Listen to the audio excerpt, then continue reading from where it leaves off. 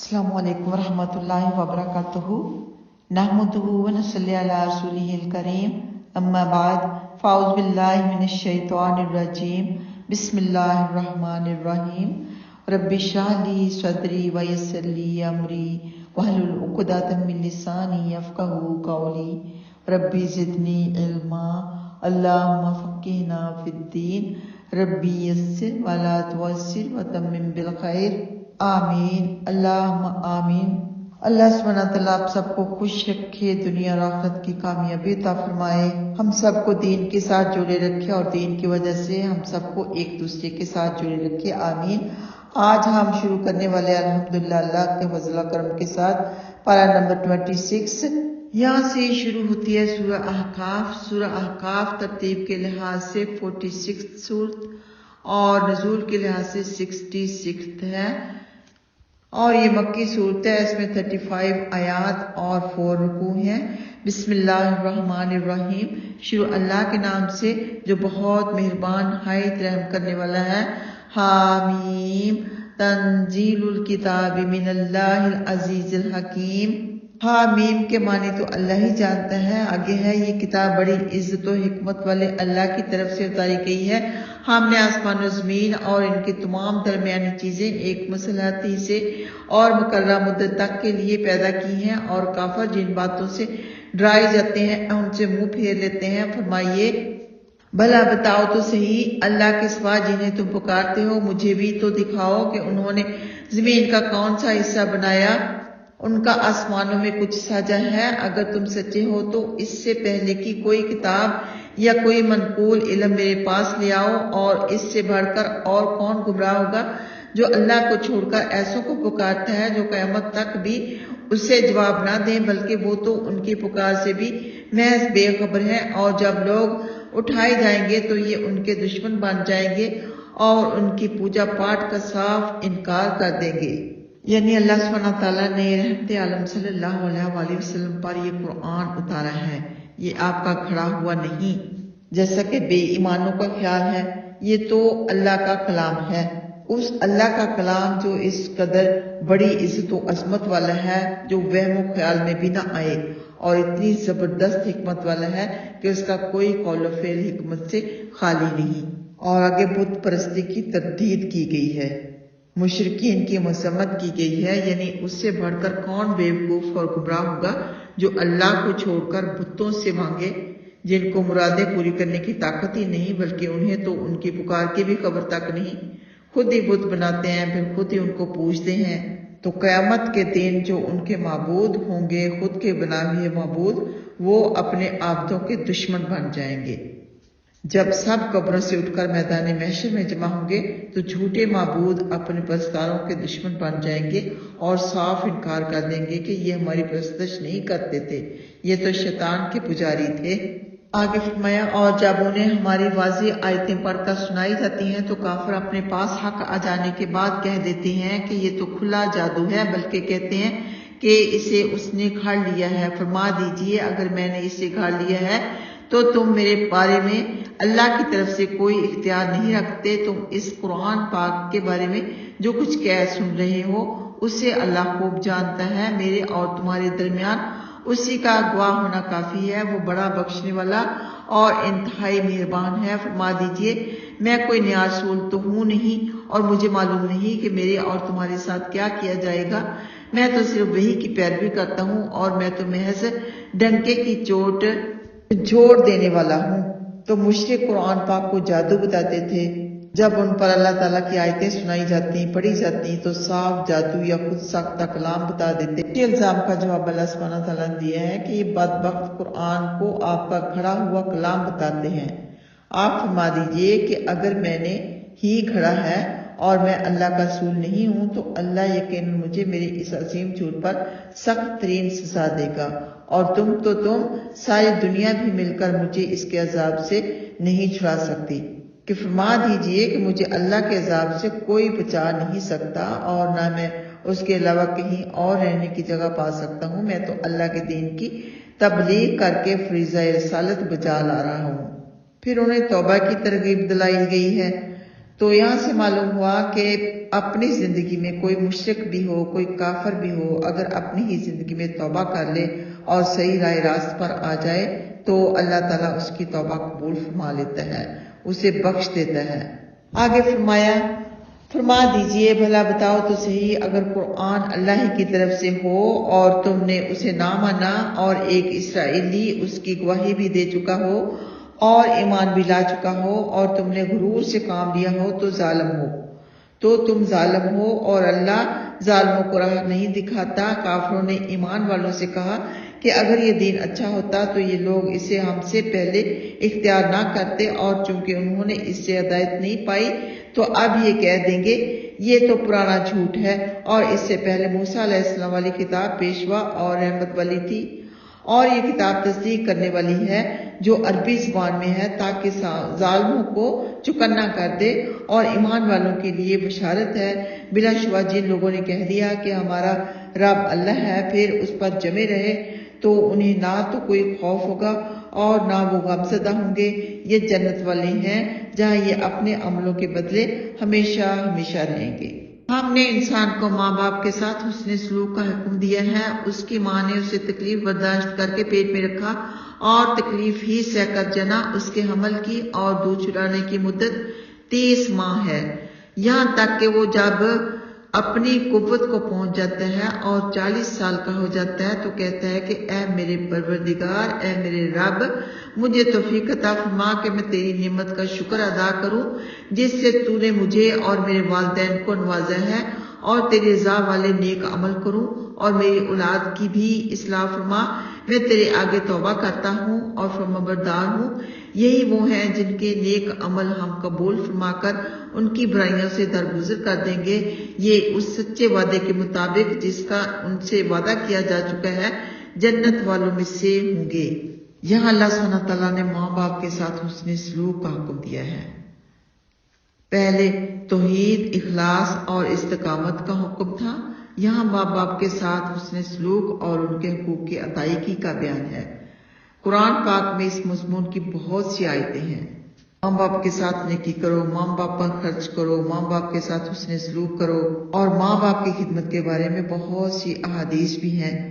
ایک حدیث جو مجھے ہمیشہ رہتی ہے یاد کہ نبی پاک صلی اللہ علیہ وسلم نے فرمایا، ہلاک ہو گیا وہ شخص جس نے اپنی زندگی میں اپنے والدین کو پایا اور ان کی خدمت نہ کی۔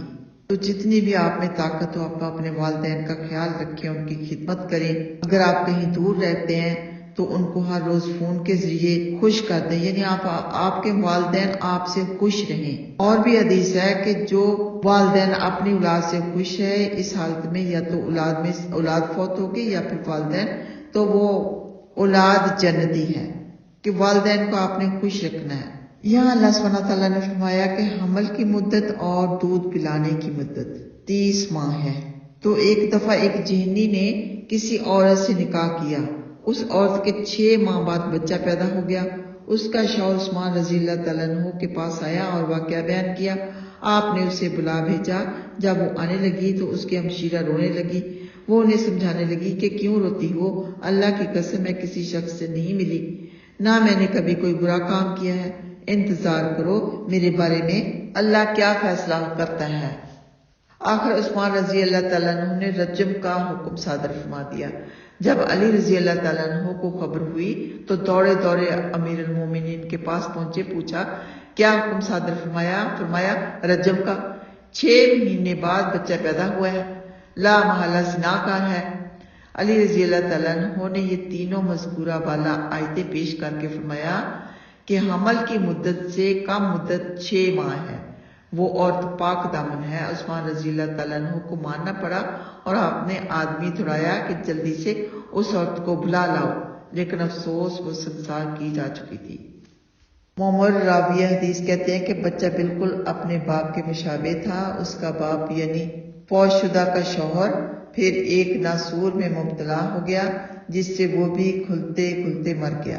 تو 6 مہینے اور 24 مہینے ملا کے 30 مہینے ہو جاتے ہیں۔ اور یہاں پر 40 سال کی عمر بتائی گئی کہ 40 سال کی عمر میں انسان پرخلوص توبہ کرتا ہے، پھر دعا کرتا ہے، بہت ہی پیاری دعا ہے جو کہ ہم صبح کے وقت کیا کرتے ہیں۔ سورہ احقاف کی آیت نمبر 15 ہے، ربی اوزعنی ان اشکر نعمتک التی انعمت علی وعلی والدی وان اعمل صالحا ترضاہ واصلح لی فی ذریتی انی تبت الیک وانی من المسلمین۔ آگے فرمایا، جس نے اپنے والدین سے یہ کہا کہ اف ہے تم پر، کیا تم مجھ سے یہی فرماتے رہو گے کہ میں قبر سے نکالا جاؤں گا حالانکہ مجھ سے پہلے صدیاں گزر چکی ہیں؟ اور یہ دونوں اللہ سے فریاد کر کے کہتے تھے، تیرے لیے خرابی ہو، ایمان لے آ، یاد رکھو اللہ کا وعدہ سچا ہے۔ وہ جواب میں کہتا ہے، یہ تو صرف پہلے لوگوں کے افسانے ہیں، سابق جنوں اور انسانوں کی جماعتوں میں سے بھی یہ ہیں، سابق جنوں اور انسانوں کی جماعتوں میں سے یہ بھی ہیں جن پر اللہ کا وعدہ صادق آ چکا۔ یقین مانو یہ نقصان اٹھانے والے ہیں، ہر ایک کو اپنے اپنے عملوں کے مطابق درجے ملیں گے تاکہ اللہ انہیں ان کے عملوں کا پورا پورا بدلہ عطا فرما دے اور ان پر ظلم نہ ہو۔ اور جس دن کافروں کو دوزخ پر پیش کیا جائے گا اور کہا جائے گا کہ تم اپنی نیکیاں اپنی دنیوی زندگی میں ہی ختم کر چکے اور ان سے فائدہ اٹھا چکے، آج تمہیں ذلت والے عذاب کی سزا دی جائے گی، اس وجہ سے کہ تم نہ حق دنیا میں غرور کرتے تھے اور اس وجہ سے بھی کہ تم نافرمانیاں کیا کرتے تھے۔ اس سے پہلے والی آیات میں فرما بردار اولاد کا بیان تھا، یہاں نافرمان کا ہے۔ یہ آیت عام ہے، ہر اس نافرمان اولاد کو شامل ہے جو اپنے نیک ماں باپ کے طریقہ سے اعراض کرے اور کفر پر قائم رہے کہ ان کو آپ نے اف تک بھی نہیں کہنی۔ آگے فرمایا، قوم عاد کے بھائی کو یاد کرو جب انہوں نے احقاف میں اپنی قوم کو ڈرایا، اور یاد رکھو آپ سے پہلے بھی ڈرانے والے آ چکے تھے اور آپ کے بعد بھی، اور کہا کہ اللہ کے سوا کسی کی عبادت نہ کرو، میں تم پر بڑے دن کے عذاب سے خطرہ محسوس کرتا ہوں۔ قوم نے کہا، کیا آپ ہمارے پاس اس لیے آئے ہیں کہ ہمارے معبودوں سے ہمیں روک دیں؟ اب آپ ہم پر وہ عذاب لے آئیں جن کا آپ ہم سے وعدہ فرماتے ہیں۔ فرمایا، یہ علم تو اللہ ہی کے پاس ہے، میں تو تمہیں پیغام رسالت پہنچا رہا ہوں، لیکن میرے خیال میں تم جہالت پر اتر پڑے ہو۔ پھر جب انہوں نے بادل کو اپنے میدانوں کی طرف آتا ہوا دیکھا تو کہنے لگے، اسی بادل سے ہم پر بارش ہوگی، بلکہ یہ وہ عذاب تھا جس کی تم جلدی مچا رہے تھے۔ یہ ہوا ہے جس میں درد بھرا عذاب ہے، جو اپنے رب کے حکم سے ہر چیز تباہ کر ڈالے گی۔ آخر وہ ایسے ہو گئے کہ ان کے مکانوں کے علاوہ اور کچھ دکھائی نہ دیتا تھا۔ ہم گنہگاروں کو اسی طرح سزا دیتے ہیں۔ نبی پاک صلی اللہ علیہ وآلہ وسلم کی تسکین کے لیے عادیوں کا بیان ہے، آپ اپنی قوم کے جھٹلانے سے دلگیر نہ ہوں، یہ تو قوموں کا پہلے ہی سے شیوا چلا آتا ہے۔ پہلے نبیوں کے واقعات پر غور فرمائیے کہ ان کی قوم نے بھی انہیں جھٹلایا، اور نہ صرف جھٹلایا بلکہ در پہ آزار ہو گئے، بلکہ بعض نبیوں کو تو شہید بھی کر دیا گیا۔ عادیوں کے بھائی سے مراد حضرت ہود علیہ السلام ہیں۔ آپ قوم عاد کے لیے نبی بنا کر بھیجے گئے، اور یہ قوم احقاف میں سکونت پذیر تھی۔ احقاف ریت کے ٹیلوں کو کہا جاتا ہے۔ اس سے متعلق پہاڑ، غار اور حجر موت والی برہوت نامی وادی بھی مراد لی گئی ہے، جہاں کافروں کی روحیں پھینک دی جاتی ہیں۔ ابن ماجہ میں ایک روایت ہے کہ جب دعا مانگی جائے تو اپنی ذات سے شروع کی جائے۔ اس میں ایک حدیث ہے کہ اللہ ہم پر اور عادیوں کے بھائی پر رحم فرمائے، یعنی ہم پر اور حضرت ہود علیہ السلام پر۔ وہ عذاب میں جلدی مچا رہے تھے کہ لے کے آ ہم پر عذاب اگر تو سچا ہے، وغیرہ وغیرہ۔ آخرکار اللہ سبحانہ تعالیٰ کا عذاب بادل کی صورت میں آیا، ایک عرصہ سے بارش بند تھی اور خوفناک قحط سالی پھیلی ہوئی تھی، یعنی اچانک ایک ابر نمودار ہوا اور ان کی طرف بڑھتا چلا آیا۔ یہ مارے خوشی کے اچھلنے کودنے لگے کہ لوگ دیکھو وہ کالا ابر آ رہا ہے، یعنی بادل رفتہ رفتہ افق پر چھا رہا ہے اور اس کا رخ ہماری ہی طرف ہے، اب بارش ہوگی۔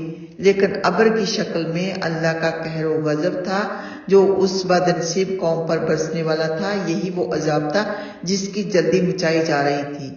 آخر یہ ابر سخت تیز و دھند آندھی میں تبدیل ہو گیا، جس نے اللہ کے حکم سے ان اشیاء کو جن پر بربادی مقرر ہو چکی تھی غارت کر دیا۔ یہ ہوا جس سے گزر جاتی اسے ریزہ ریزہ کر کے چھوڑ جاتی۔ سارے عادی غرور کے پتلے تباہ ہو گئے، کوئی بھی تو نہ بچ سکا۔ پھر فرمایا ہم ان نافرمانوں کو جو ہمارے رسولوں کو نہیں مانتے اسی طرح سزائیں دیتے ہیں۔ دنیا میں تو سزا ملی ہی ملی، آخرت میں بھی سزا ملے گی، قبر میں بھی سزا ملے گی۔ اللہم اجرنا من النار، اللہم اہدنا الصراط المستقیم۔ کہ فرمایا بلا شبہ ہم نے انہیں وہ قدرت دی تھی جو تمہیں نہیں دی، اور ہم نے انہیں کان، آنکھیں اور دل دیے، لیکن ان کے کانوں، آنکھوں اور دلوں نے انہیں کچھ فائدہ نہیں دیا۔ جب وہ اللہ کی آیتوں کا انکار کرنے لگے اور جس کا وہ مذاق اڑایا کرتے تھے اسی نے انہیں آ گھیرا۔ ہم نے تمہاری نواحی بستیاں تباہ کر دی اور ہم نے نئے نئے طریقوں سے اپنی نشانیاں بیان کر دی تاکہ وہ نافرمانیوں سے باز آ جائیں۔ پھر ان کی انہوں نے کیوں مدد نہیں کی جنہیں انہوں نے اللہ کے سوا اللہ کا قرب حاصل کرنے کے لیے اپنا معبود بنا رکھا تھا، بلکہ وہ تو ان سے گم ہو گئے۔ یہ ان کا جھوٹ و افطرا تھا۔ یاد کیجئے جب کہ ہم نے جنوں کی ایک جماعت کو آپ کی طرف متوجہ کر دیا جو قرآن سن رہے تھے، جب آپ کے پاس آ گئے تو کہنے لگے خاموش ہو جاؤ۔ پھر جب قرآن ختم ہو گیا تو وہ خبردار کرنے کے لیے اپنی قوم میں واپس چلے گئے، کہنے لگے بھائیو، ہم نے وہ کتاب سن لی ہے جو موسیٰ علیہ السلام کے بعد اتری ہے، جو سابق الہامی کتابوں کو سچا مانتی ہے اور جو سیدھی راہ کی رہبری کرتی ہے۔ بھائیو، اللہ کی طرف بلانے والے کی بات مانو اور اس پر ایمان لے آؤ، وہ تمہارے گناہ بخش دے گا اور تمہیں دکھ والے عذاب سے محفوظ رکھے گا۔ اور جو اللہ کی طرف بلانے والے کا کہنا نہ مانے وہ دنیا میں اللہ کو عاجز نہیں کر سکتا اور اللہ کے سوا کوئی اور اس کا مددگار نہیں ہو سکتا۔ یہ لوگ کھلی گمراہی میں ہیں۔ نبی پاک صلی اللہ علیہ وآلہ وسلم کے پاس جنوں کا آنا، یہ واقعہ نخلا کا ہے۔ آپ عشاء کی نماز پڑھ رہے تھے، جن آپ کے پاس آ کر کھڑے ہو گئے۔ سبین کے 7 جن تھے۔ ابن عباس رضی اللہ عنہما فرماتے ہیں آپ صلی اللہ علیہ وآلہ وسلم نے قرآن شریف جنوں کو سنانے کے لیے نہیں پڑھا تھا، نہ آپ نے جن دیکھے تھے۔ آپ صلی اللہ علیہ وآلہ وسلم تو صحابہ کرام رضی اللہ عنہ کے ساتھ بازار عکاظ جا رہے تھے، چونکہ انگاروں کی وجہ سے شیطانوں اور آسمانی خبروں میں رکاوٹ ہو گئی تھی، جس کی انہوں نے اپنے ارباب عقد کو خبر کی، جس پر انہوں نے کہا ضرور کوئی نہ کوئی نئی بات ہے، تحقیق کرو۔ چنانچہ تحقیق کے لیے شیطان دنیا میں پھیل گئے۔ ایک جماعت عرب میں علاقہ حجاز میں مکہ معظمہ کے قریب بھی پہنچی۔ آپ عکاظ جاتے ہوئے مقام نخلا میں صحابہ رضی اللہ تعالیٰ عنہ کو فجر کی نماز پڑھا رہے تھے۔ جب انہوں نے قرآن سنا تو ٹھہر گئے اور غور سے سننے لگے اور تاڑ گئے کہ یہی وجہ ہے کہ آسمانی خبریں ہم تک نہیں پہنچتی اور سننے سے پہلے ہی انگارے مار دیے جاتے ہیں۔ پھر یہ قوم سے آ کر کہنے لگے کہ ہم نے نیکی کی طرف رہنمائی کرنے والا قرآن سن لیا ہے جو عجیب و غریب ہے، ہم تو اسے سنتے ہی ایمان لے آئے اور شرک سے توبہ کر لی۔ آپ کو اس واقعہ کی خبر سورۃ جن میں دی گئی۔ جن وہی سننے کی کوشش کیا کرتے تھے اور جب اتفاق سے کسی بات کی بھنک ان کے کان میں پڑ جاتی تو اس میں 10 جھوٹی باتیں ملا کر کانوں کو خبر کر دیا کرتے تھے، جن میں سے ایک بات تو سچی نکلتی ہی تھی۔ اس سے پہلے ان پر انگارے نہیں پڑتے تھے۔ رحمت عالم صلی اللہ علیہ وآلہ وسلم کی بعثت کے بعد وحی کی حفاظت کے لیے جنوں کو انگاروں سے مارا جانے لگا۔ جب یہ وحی سننے کے لیے پہنچتے فوراً ایک شعلہ گرتا اور یہ بھاگ آتے۔ انہوں نے ابلیس سے شکایت کی، اس نے کہا کوئی نئی بات ضرور ہے۔ آخر اس نے تحقیق کے لیے چاروں طرف شیطان دوڑا دیے۔ عرب کی طرف جانے والے شیطانوں نے آپ کو نخلا کے دونوں پہاڑوں کے درمیان صحابہ کرام کو نماز پڑھاتے ہوئے دیکھا اور ابلیس کو جا کر خبر دی۔ اس نے کہا یہی وجہ ہے جو یہ احتیاط برتی جا رہی ہے، آپ کو جنوں کے آنے کی خبر بھی نہ تھی۔ پھر بعد میں وحی کے ذریعہ خبر ہوئی۔ آگے فرمایا کیا انہوں نے دیکھا نہیں کہ جس اللہ نے آسمان و زمین بنائے اور ان کے پیدا کرنے سے وہ تھکا نہیں، وہ بلا شبہ مردے زندہ کر دینے پر قادر ہے۔ بے شک وہ ہر چیز پر بڑی قدرت رکھنے والا ہے۔ اور جس دن کافر دوزخ کے سامنے پیش کیے جائیں گے اور ان سے کہا جائے گا کیا یہ دوزخ نہیں ہے، کہیں گے کہ ہمارے رب کی قسم دوزخ ہی ہے۔ فرمائے گا اب اپنے کفر کا مزہ چکھو، آپ بھی بلند ہمت رسولوں کی طرح صبر فرمائیے اور ان کے لیے عذاب مانگنے میں جلدی نہ کیجیے۔ یہ جس دن عذاب دیکھ لیں گے جس کا ان سے وعدہ کیا جا چکا ہے تو انہیں ایسا معلوم ہوگا کہ دن کی ایک گھڑی بھر دنیا میں ٹھہرے تھے۔ ہمارا کام پہنچا دینا ہے، صرف بدکار ہی ہلاک ہوتے ہیں۔ یہاں پر کفار کا پہلے ذکر ہے، پھر نبی پاک صلی اللہ علیہ وسلم کو صبر و ضبط کا حکم دیا گیا ہے۔ تو جہنم کے کنارے پر جہنمیوں سے ایک سوال کیا جائے گا، یعنی جہنم میں جھونکے جانے سے پہلے ایک دفعہ اور کافروں کو جہنم کے کنارے لا کر کھڑا کیا جائے گا اور انہیں لاجواب و شرمندہ کرنے کے لیے ان سے پوچھا جائے گا کہ ذرا بتاؤ تو صحیح ہمارے رسول اور ہمارے عذاب سچے ہیں یا نہیں؟ اب بھی تمہیں یقین آیا؟ کیا یہ جادو ہے؟ تمہاری آنکھیں پھوٹی تو نہیں؟ یہ کیا دیکھ رہے ہو؟ کیا یہ حق نہیں؟ وہ اقرار کریں گے، ساری باتوں کا اقرار کر لیں گے کہ یہ ساری باتیں برحق ہیں۔ کہیں گے اب ہماری آنکھیں کھل گئیں اور دل ایمان سے بھر گئے، اب تو ہمیں ذرا سا بھی شک نہیں۔ حکم ہوگا کہ اب تم اپنے کفر کا مزہ تو چکھو۔ اللہم اجرنا من النار، اللہم اہدنا الصراط المستقیم، اللہم لا تجعلنا منہم۔ الحمدللہ اللہ سبحانہ تعالیٰ کے فضل و کرم کے ساتھ ہماری سورہ احقاف پائے تکمیل تک پہنچی۔ اللہ سبحانہ تعالیٰ قبول فرمائے، غلطی کوتاہی معاف فرمائے۔ اور یہاں پر ایک رکوع بھی، اس سورت کا دوسرا نام سورہ قتال بھی ہے۔ ترتیب کے لحاظ سے 47 سورت اور نزول کے لحاظ سے 19 سورت ہے، اور یہ مدنی سورت ہے۔ اس میں 38 آیات اور 4 رکوع ہیں۔ بسم اللہ الرحمن الرحیم، شروع اللہ کے نام سے جو بہت مہربان نہایت رحم والا ہے۔ الذین کفروا وصدوا عن سبیل اللہ اضل اعمالهم والذین آمنوا وعملوا الصالحات وآمنوا بما نزل علی محمد وهو الحق من ربهم کفر عنہم سیئاتہم واصلح بالہم۔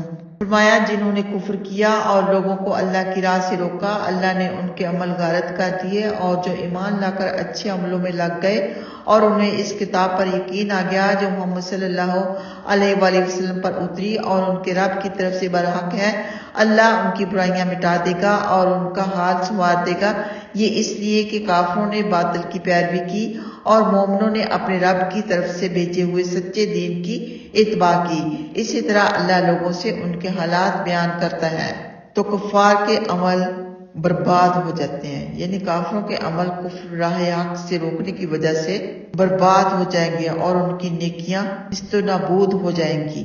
اور وہ مومن جن کے عقائد درست تھے اور سنت کے مطابق انہوں نے اپنی زندگیاں گزاری اور دل و زبان اور ہاتھ پیر اور دیگر اعضاء سے اللہ کی طرف جھکے رہے، اور دل و زبان اور ہاتھ پیر اور دیگر اعضاء سے اللہ کی طرف جھکے رہے، اور دل و جان سے قرآن کو جو آخری پیغمبر پر اترا ہے اور در حقیقت میں کلام ربانی ہے اور سراپا حق و صداقت ہے اور قابل قدر ہے، مان لیا، برائیاں مٹا کر ان کے حال کو سنوارنے کی ذمہ داری لیتا ہے۔